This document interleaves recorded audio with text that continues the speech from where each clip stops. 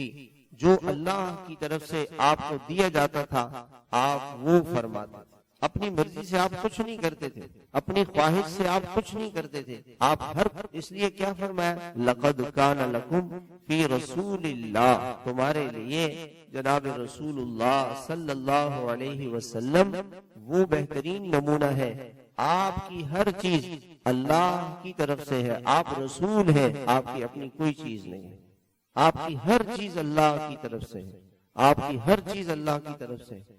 تو اللہ نے ہمیں رسول اللہ صلی اللہ علیہ وسلم دیے، 12 ربیع الاول کا دن ہم مناتے ہیں، ہمیں اللہ کی نبی کی زندگی کو اپنانا چاہیے، منانا اور چیز ہے، اپنانا اور چیز ہے۔ ہم نے آپ کی زندگی کو چھوڑ دیا، آپ کو اللہ نے اس دنیا میں کیوں بھیجا تھا؟ ہمیں آپ کے آنے کی خوشی ہے، ہمیں آپ کے آنے سے خوشی ہے، لیکن سوال یہ ہے آپ کی زندگی کا مقصد کیا تھا؟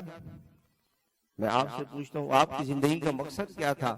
آپ اللہ کی طرف سے ایک زندگی لے کر آئے، اخلاق لے کر آئے، معاملات لے کر آئے۔ ایک صحابی آئے، کہا رسول اللہ میں نے وہ کھجوریں لے کر آئے خیبر سے، بہت اعلیٰ قسم کی کھجور تھی۔ آپ نے فرمایا کہ یہ کھجور کیسی ہے؟ کہا رسول اللہ جب ہم عام کھجوریں لیتے ہیں اس کے 2 کلو اور اس کا 1 کلو اس طرح کی بیچتے ہیں، اعلیٰ کھجور اگر کسی کو چاہیے ہوتی ہے تو عام سادہ 2 کلو کھجوریں دے دیتا ہے اور 1 کلو اعلیٰ کھجور لے لیتا ہے۔ آپ نے فرمایا تو سود ہے، اگر کھجور کو کھجور کے بدلے میں بیچیں گے تو برابر سرابر ہونا چاہیے، نمک کو نمک کے بدلے میں بیچیں گے تو برابر سرابر، سونا چاندی گندم یہ چیزیں اگر کوئی بیچے گا، گندم کے بدلے میں گندم تو برابر سرابر، کھجور کے بدلے میں کھجور برابر سرابر، نمک کے بدلے میں نمک برابر سرابر، سونے کے بدلے میں جو چیز آپ ایک کسی کو دے رہے ہیں اسے سونا لے رہے ہیں تو برابر سرابر اور اسی مجلس میں ہونا چاہیے۔ آپ نے اس کو کہا بھائی یہ سونا لے لو اور کل تم مجھے سونا لا کے دینا، تو یہ سود ہو جائے گا، یہ حرام ہے۔ تو آپ نے فرمایا کہ تو ربا ہے، سود ہے کہ آپ 2 کلو کھجوریں دے رہے ہیں اور 1 کلو کھجور لے رہے ہیں۔ پھر آپ نے فرمایا اس کا صحیح طریقہ میں تمہیں بتاتا ہوں، آپ جو اعلیٰ قسم کی کھجور اگر آپ کو چاہیے تو آپ اپنی 2 کلو کھجوریں بیچ دیں، مثلا 2 کلو کھجوریں 200 روپے کی ہو گئی، پھر 200 روپے پر وہ 1 کلو کھجور خرید لیں، یہ جائز ہے، یہ جائز ہے۔ آپ نے صحیح طریقہ بتا دیا۔ کسی بھی معاملے میں آپ صلی اللہ علیہ وسلم مسجد تشریف لائے، ایک شخص تھا، اچھا آپ کے سامنے ایک سبزی کی پلیٹ لائی گئی اور اس سبزی کی پلیٹ کے اندر کچی پیاز اور کچا لہسن رکھا ہوا تھا۔ آپ نے فرمایا میں نہیں کھاؤں گا، اور پھر آپ نے فرمایا جو شخص یہ پیاز کھا لے اور آپ نے فرمایا کہ جو لہسن کھا لے وہ مسجد میں نہیں آئے، اس کی اجازت نہیں ہے اس کو مسجد میں آنے کی۔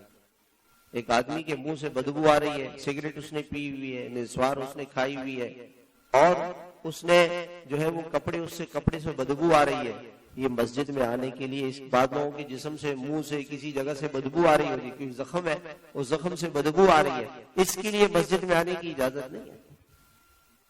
ہمارے نبی صلی اللہ علیہ وسلم نے زندگی کے ہر پہلو کو، کوئی زندگی کا ایسا پہلو نہیں ہے جس کے بارے میں آپ کی رہنمائی نہ ہو، جس کے بارے میں آپ کا ارشاد نہ ہو۔ ایک آدمی تھا، وہ حکیم تھا، علاج کرتا تھا، وہ آیا مدینہ منورہ، مہینہ 2 مہینے وہ رہا، مگر اس کے پاس کوئی بیمار نہیں آیا۔ اس نے لوگوں سے پوچھا کہ یہ کیا بات ہے، آپ لوگ کیا کرتے ہیں؟ بیماری جو آتی ہے وہ انسان اگر ایسے کام کرے جو اس کے مزاج اور فطرت اور صحت کے اصولوں کے خلاف ہو تو وہ بیمار ہوگا۔ کہ ہمارے رسول صلی اللہ علیہ وسلم نے ہمیں نصیحت کی ہے جب بھوک لگے تو کھانا کھاؤ، بھوک لگے تو کھانا کھاؤ۔ ہم لوگ کب کھانا کھاتے ہیں؟ جی کھانے کا وقت ہو گیا، ناشتے کا وقت ہو گیا، ناشتہ کرنا ہے۔ بھئی اگر پیٹ بھرا ہوا ہے تو نہیں کرو، دوپہر کو پیٹ بھرا ہوا ہے تو نہیں کرو۔ ہم کھانا کھاتے ہیں، کھانے کا وقت ہو گیا اس لیے، اور کسی دعوت میں چلے گئے سارا کھانا کھا لیتے ہیں، جی کبھی تو ایسا موقع ملتا نہیں، تو آج پہلا موقع ملا۔ پھر اس صحابی نے کہا کہ ہم کھانا اس وقت چھوڑ دیتے ہیں جب ہماری بھوک باقی ہوتی ہے. ابھی بھوک باقی ہے, کھانا چھوڑ دیا. مثال کے طور پر 2 روٹیوں سے آدمی کا پیٹ بھرتا ہے, 1.5 روٹی کھا کے باقی چھوڑ. پھر اس صحابی نے کہا کہ اللہ کے رسول علیہ الصلوۃ والسلام نے ہمیں بتایا ہے کہ پیٹ کے 3 حصے کریں, ایک حصہ کھانے کے لیے, ایک حصہ پانی کے لیے, ایک حصہ خالی رکھیں. اب ہم کیا کرتے ہیں, منہ تک پیٹ بھر لیتے ہیں, اور کہیں دعوت ہو تو اس میں تو ہم اس کا پرہیز ہی نہیں کرتے. تو اب ہوتا کیا ہے کہ ہم بیمار ہو جاتے ہیں. ہمارے ڈاکٹر صاحب کہنے لگے 60% بیماریاں انسانوں کے اپنے غلط طریقے پر زندگی گزارنے کی وجہ سے وہ بیماریاں آتی ہیں. 60% بیماریاں انسان کو جو لگتی ہیں وہ غلط طریقے سے. اب آپ بتائیں, مثال اس کی یوں ہے, 3 حصے کرنے کا مطلب کیا ہے. جیسے ایک آدمی ہے, وہ صبح ناشتے میں 2 روٹیاں کھاتا ہے, دوپہر کو 2 روٹیاں, رات کو 2 روٹیاں, 2 چپاتیاں, 6 چپاتیاں ہو گئی. تو اس کے لیے دن بھر کی اس کی غذا کیا ہونی چاہیے, 2 چپاتی ہونی چاہیے. یعنی 6 روٹیوں سے اس کا پیٹ بھر رہا ہے, 2 صبح, 2 دوپہر میں, 2 رات کو, اس سے اس کا پیٹ بھر رہا ہے. تو اب یہ کیا کرے کہ اس کی کل دن کی غذا کتنی ہونی چاہیے, 2 روٹیاں. اب بتائیں ہم کتنا کھا رہے ہیں, اوور لوڈڈ ہیں ہم لوگ. اب اگر گاڑی اوور لوڈڈ ہوگی تو وہ گاڑی, اس کے ٹائر پنچر ہو جائیں گے, وہ سڑک کو خراب کرے گی اور کتنے مسائل پیدا کرے گی. ہمارے ساتھ یہ ہو رہا ہے. ابھی میں ایک جگہ میں تھا تو وہ ایک جانور پانی پی رہا تھا.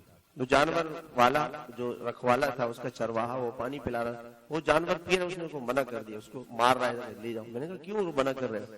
کہ نہیں, زیادہ پینے سے بیمار ہو جاتا ہے جانور, ایک لمٹ پہ پانی پلانا چاہیے. میں حیران ہوا. اس نے کہا یہ تو جانور ہے, اس کو تو پتہ ہی نہیں ہے کہ میں نے کیا پینا ہے. کل اس نے مجھے فون کیا کہ جو گائے تھی, گائے 5 کلو دودھ دیتی ہے, تو وہ 5 کلو اس کے بچے نے پی لیا.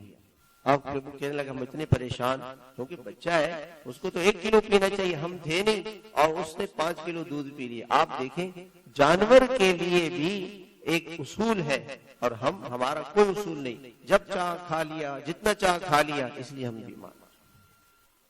اللہ کے نبی نے کتنی عجیب, اس حکیم نے کہا کہ آپ لوگ کبھی بیمار نہیں ہو سکتے, بھوک لگے تو کھاؤ, اور پیٹ بھرنے سے پہلے کھانا چھوڑ دو. اور میں نے آپ کو, اور دوسری حدیث میں آتا ہے, آپ نے فرمایا کہ اگر آدمی نے کھانا کھانا ہے تو وہ کیا کرے, پیٹ کے 3 حصے کرے, ایک حصہ کھانے کے لیے, ایک حصہ پانی کے لیے, اور ایک حصہ ہوا کے. اگر 6 روٹیوں سے اس کا پیٹ بھرتا ہے تو اس کے دن بھر کی غذا 2 روٹی ہونی چاہیے. اور ہم کتنے کھا رہے ہیں, اسی وجہ سے بیمار ہو رہے ہیں. دیکھو میدا تو ایک اللہ کی بنائی ہوئی ایک مشین ہے. آپ نے ایک گاڑی جو ہے چلائی 120 کے اسپیڈ سے 5 گھنٹے, گاڑی کی مشین کیا ہو جائے گی, گرم ہو جائے گی. پھر آپ اگر اس گاڑی کو چلائیں گے تو اس کا ریڈیٹر کیا ہو جائے گا, اس کا پانی ختم ہو گیا, وہ چوک ہو جائے گا, گاڑی کی مشین خراب ہو جائے گی. یہ اصول ہے, ہر چیز کا ایک اعتدال کے ساتھ چلنا چاہیے. تو ہم نے پیٹ کی مشین, ہم کہتے ہیں ہمارا پیٹ ہماری مشین, ہم جیسے چاہے کریں گے تو بیمار ہو جاتا ہے. اللہ کے نبی علیہ الصلوۃ والسلام نے زندگی کے, آپ صلی اللہ علیہ وسلم نے رات کا کھانا عام طور سے عشاء کے بعد نہیں کھاتے تھے. آپ کیا حدیث پاک کے اندر آتا ہے, صحابہ فرماتے ہیں کہ جب صبح آپ نماز پڑھاتے, نماز کے بعد آپ صحابہ کی طرف منہ کر کے آلتی پالتی مار کر بیٹھ جاتے, اپنے ذکر اذکار کرتے, اپنے معمولات پورے کرتے. کسی صحابی نے کوئی خواب دیکھا ہوتا تو وہ خواب سناتے, آپ ان کی تعبیر دیتے. اور اللہ کی طرف سے کوئی وحی آئی ہوئی ہوتی, کسی نے کوئی مشورہ کرنا ہوتا, یہ کام کرتے. جب 8-9 بج جاتے, 1-2 گھنٹہ اس میں لگ جاتا, پھر آپ اشراق کی نماز پڑھتے, اور اشراق کی نماز کے بعد پھر کھانا لایا جاتا تھا. ایک بڑا پیالہ ہوتا تھا اور اس پیالے میں کھانا لایا جاتا تھا, اور آپ علیہ الصلوۃ والسلام صحابہ اس کھانے کو کھا لیتے. ناشتے میں نہ چائے تھی, نہ اس کے اندر جو ہے وہ کوئی اور چیز تھی, بس یہ ناشتے. ہاں, صبح فجر میں اگر آپ مسجد تشریف لاتے تو آپ آنے سے پہلے یا فجر کے فوراً بعد شہد کا پانی پیتے اور نبیذ کا پانی پیتے. نبیذ کسے کہتے ہیں, رات کو چھوارے, کھجور, انگور پانی میں ڈالیں اور صبح اس کا جوس بنا کے اس کو پی لیں. یہ اتنی طاقتور چیز ہے کہ آپ کو کسی بھی ملٹی وٹامن لینے کی ضرورت نہیں. یہ ملٹی وٹامن ہے. حضور صلی اللہ علیہ وسلم جس کو شوگر ہو وہ ایک دو کھجوریں رات کو، تھوڑے سے انگور زیادہ نہیں، اس کو شوگر ہے تو 2 کھجوریں رات کو تھوڑا سا آدھا چمچہ شہد کا لے لیں، زیادہ نہیں لیں. اور صبح اگر آپ نے نہار وہ میٹھی چیز، دیکھیں جب آپ روزہ افطار کرتے ہیں تو حضور صلی اللہ علیہ وسلم روزہ کیسے افطار کرتے تھے؟ کھجور سے، چھوارے سے، پانی سے.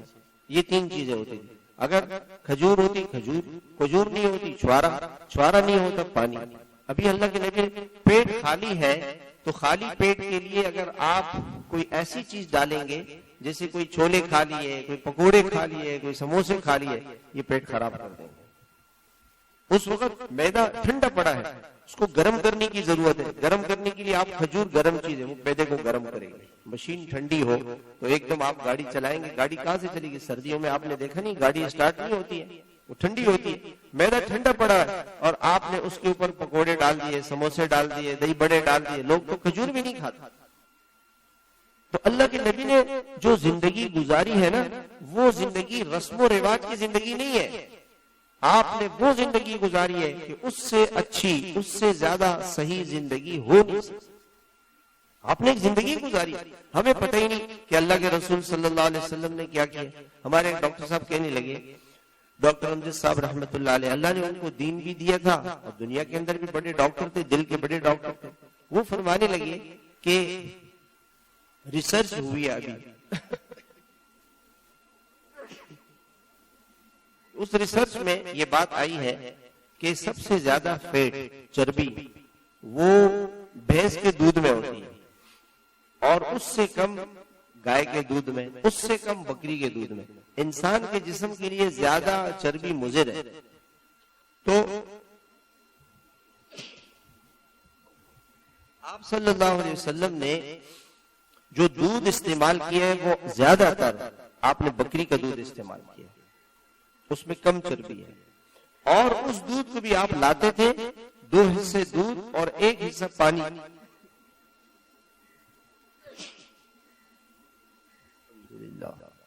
آپ 2 حصے دودھ اور 1 حصہ پانی. تو ڈاکٹر صاحب کہنے لگے کہ میں دودھ میں پانی نہیں ڈالتا تھا، بکری کا دودھ تو پیتا تھا لیکن پانی نہیں ڈالتا تھا، مجھے ہارٹ اٹیک ہو گیا. جب بعد میں نے ریسرچ کی، میرے ذہن میں یہ تھا کہ حضور کے زمانے میں دودھ کم تھا، آپ کو زیادہ پینے کی ضرورت تھی تو آپ پانی اس لیے ڈالتے تھے. لیکن جب میں نے ریسرچ کیا تو پتا چلا کہ اگر بکری کے دودھ کو آپ نے نارمل کرنا ہے اور ایسا بنانا ہے کہ وہ جسم کو نقصان نہ پہنچائے بالکل، تو اس میں تھوڑا پانی ڈالنا. اب آپ بتائیں، اللہ کے نبی علیہ الصلوۃ والسلام نے جو زندگی گزاری ہے وہ زندگی، آپ کی زندگی کا ہر پہلو اس میں وہ خیر ہے، وہ برکتیں ہیں، وہ رحمتیں ہیں جس کو ہم بیان نہیں کر سکتے. ایک صحابی تھے حضور صلی اللہ علیہ وسلم کے، حضرت ابو ہریرہ رضی اللہ عنہ. یہ مدرسہ جو آپ صلی اللہ علیہ وسلم کا صفہ مدرسہ تھا، اس میں طالب علم تھے، گھر بار نہیں تھا، کھانے پینے کا انتظام نہیں تھا. وہ فرماتے ہیں کہ میں بھوکا رہتا تھا، ہر وقت بھوک کی وجہ سے مسجد میں ممبر کے سامنے پڑا رہتا تھا. تو ایک مرتبہ حضور پاک علیہ السلام سے میں نے کہا، یا رسول اللہ مجھے بہت بھوک لگتی ہے، میں کیا کروں؟ آپ نے مجھے ایک چمڑے کا ایک تھیلا دے دیا اور اس میں کچھ کھجوریں تھی، فرمایا کھاؤ اور کھلاؤ. وہ فرمانے لگے کہ میں حضور پاک علیہ السلام کی پوری زندگی میں وہ کھجوریں کھاتا رہا، کھلاتا رہا، چھوٹے سے تھیلے سے. حضرت ابوبکر رضی اللہ عنہ کے زمانے میں، حضرت عمر رضی اللہ عنہ کے زمانے میں، حضرت علی رضی اللہ عنہ کے زمانے میں، حضرت عثمان رضی اللہ عنہ کے زمانے میں، جب یہ 25 سال بنتے ہیں، 25 سال حضرت ابوبکر، حضرت عمر اور حضرت عثمان اور حضور کا زمانہ تقریباً 25 برس میں کھجوریں کھاتا رہا، کھلاتا رہا، اس سے کھجوریں ختم نہیں ہوئی. حضور نے فرمایا کھاؤ اور کھلاؤ. آپ کا ہاتھ اس برتن کو لگ گیا، وہ برتن اتنی برکتوں والا بن گیا. اور فرماتے ہیں کہ حضرت عثمان رضی اللہ عنہ کی شہادت ہوئی، لوگوں کو ایک غم تھا حضرت عثمان کا، مجھے 2 غم تھے. اس شہادت میں چونکہ اتنا بڑا گناہ ہوا کہ مسلمانوں کا اتنا بڑا صحابی، سرمایہ، اللہ کے رسول کا خلیفہ، وہ شہید کر دیے گئے. اس کی نحوست کی وجہ سے، ان کے قتل کی وجہ سے یہ گناہ ہوا کہ میرا وہ تھیلا گم ہو گیا. برکت کیوں جاتی ہے جب انسان گناہ کرتا ہے؟ نماز چھوڑ دیتا ہے، اللہ کے جھوٹ بول دیتا ہے، اس کی زندگی سے برکت، جھوٹ سے آپ پیسے کما لو، سود سے، رشوت سے، دھوکے سے پیسے لے آؤ، اس پیسے میں کبھی برکت نہیں ہوگی، زندگی میں سکون نہیں آئے گا۔ جو آدمی زندگی میں سکون چاہتا ہے حلال کھائے، تھوڑا ہو، حلال ہو، اس میں برکت۔ تو آپ دیکھیں کہ آپ کا تھیلا، آپ کا ہاتھ مبارک اس تھیلے سے لگ گیا، 25 سال تک وہ تھیلا اس سے کھجوریں آتے رہیں، یہ آپ کی برکت تھی، یہ آپ کی رحمت تھی، یہ اللہ کا فضل تھا آپ کے اوپر۔ آپ کی وہ ساری برکتیں، رحمتیں آپ علیہ السلام کی اگر کوئی لینا چاہتا ہے، وہ آج بھی اللہ کے رسول صلی اللہ علیہ وسلم کی سنتوں میں چھپی ہوئی، آپ کی سنتوں کو تلاش کرے، دیکھیں، پوچھیں علماء سے کہ اس موقع پہ حضور پاک علیہ السلام نے کیا کیا ہے، اس کو اپنائے، اپنے گھر میں، کاروبار میں، زندگی میں، اخلاق میں، اپنی زندگی میں وہ لے کر آئے۔ اب میں نے کچھ دن پہلے پڑھا، جاپان میں یہ ریسرچ ہوئی ہے کہ جو آدمی دن میں 4-5 مرتبہ ہنسے گا تو وہ بلڈ پریشر اور بہت ساری بیماریاں اسے نہیں ہوں گی، یہ انہوں نے ریسرچ کیا۔ میں سوچنے لگا، اللہ کے رسول علیہ الصلوۃ والسلام کے بارے میں آتا ہے، حضرت عائشہ فرماتی ہیں جب بھی آپ گھر میں داخل ہوتے تھے مسکراتے ہوئے داخل ہوتے تھے، تو 5 مرتبہ نماز پڑھ کے گھر گئے اور 5 مرتبہ تو مسکرانا ہوا نا۔ اب آپ دیکھیں، میں حیران ہو گیا کہ اللہ کے رسول علیہ السلام کا یہ مسکرانا یہ ایسے ہی نہیں تھا، اس کے پیچھے ایک سائنس ہے، ایک حقیقت ہے، ایک برکت ہے، ایک رحمت ہے، انسان کے جسم کے لیے اس کا فائدہ ہے۔ آپ جب بھی گھر میں داخل ہو مسکراتے ہوئے داخل ہو، ہنستے ہوئے داخل ہو، آپ کو ٹینشن نہیں ہو جائے گی، ٹینشن ختم ہو جائے گی۔ آپ علیہ الصلوۃ والسلام ممبر پر تشریف فرمائے، آپ کے آپ کے نواسے آ گئے، آپ ممبر کو چھوڑ کے، جمعے کا دن ہے، خطبہ چھوڑ کے بچوں کے پاس گئے، لا کے ان کو ممبر پر بٹھا دیا اور ان کو دیکھ کے خوش ہو رہے ہیں، ہنس رہے ہیں۔ اب لوگ سائنس یہ کہتی ہے کہ اگر آدمی کی عمر بڑھ جائے اور بڑی عمر کا ہو، وہ بچوں کے ساتھ کھیلے، اس سے اس کی صحت ٹھیک ہے۔ لیکن اللہ کے نبی ممبر پہ خطبہ دے رہے ہیں اور یہ نہیں کہ بھائی کیوں آ گئے، بھائی بچے اس کو باہر کرو۔ ہمارے یہاں تو اگر کوئی بچہ آئے مسجد میں تو ہم اس کو مسجد سے باہر کر دیتے ہیں، یہ صحیح نہیں ہے۔ اللہ کے نبی نماز پڑھا رہے، آپ کی نواسی حضرت امامہ گھر سے آ گئے، آپ علیہ الصلوۃ والسلام نے اس کو کندھے پہ بٹھایا اور جب نیچے جاتے رکوع اور سجدے میں زمین پر بٹھاتے اور پھر اس کو اٹھا کے کندھے پہ۔ اس پہ علماء نے بہت سارے مسئلے لکھے، اگر بچہ پاک ہو، اس کے جسم میں کپڑوں پہ، جسم پہ پیشاب نہیں لگا ہوا ہے تو اس کو اٹھا سکتے ہیں، نماز میں بچے کو اٹھا سکتے ہیں۔ ماں اکیلی ہے گھر میں، وہ بچے کو اٹھا کے سینے سے لگائے، دودھ تو نہیں پلائے لیکن اٹھائے اور گود میں لے لے، پھر رکوع سجدے میں نیچے رکھے، پھر گود میں اٹھا لے۔ یہ اللہ کے نبی نے، اور اب یہ اللہ کے نبی علیہ السلام نے زندگی گزاری ہے۔ میرے محترم بھائیوں، ہمیں اس زندگی کو سیکھنا چاہیے۔ اللہ ہم سب کو عمل کی توفیق عطا فرمائے۔